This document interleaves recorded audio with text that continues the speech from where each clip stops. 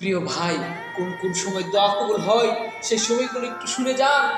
এক নাম্বার হলো, কোনো ব্যক্তি যদি শেষ রাতে উঠে তাহাজ্জুদের নামাজ আদায় করে 4 রাকাত নামাজ আদায় করার পর যদি আল্লাহর দরবারে 2 কাঁধ হাত বাড়িয়ে দিয়ে কোনো কিছু চাই, আল্লাহ তাআলা তাকে ফিরিয়ে দিবেন না।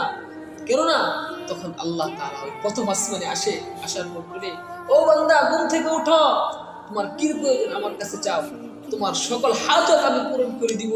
আল্লাহ তাআলা প্রথম আসমানে আসে, আসার পর বান্দাদেরকে ডাইকে ডাইকে এই কথা বলে। 2 নম্বর হলো, আসরের পরে মাগরিবের পূর্ব মুহূর্তে কোনো ব্যক্তি যদি আল্লাহর কাছে দোয়া করে, সেই দোয়া আল্লাহ তাআলা কখনোই বিফলে দিবে না। সে আল্লাহর কাছে যা চাইবে তাই পাইবে, কারণ আল্লাহ তাআলা ওই সময় বান্দার দোয়া কবুল করে। বিশেষ করে শুক্রবার এবং প্রতিদিনই ওই সময় যদি দোয়া করে, আল্লাহ তাআলা সেই দোয়া কখনোই বিফলে যাইবে না।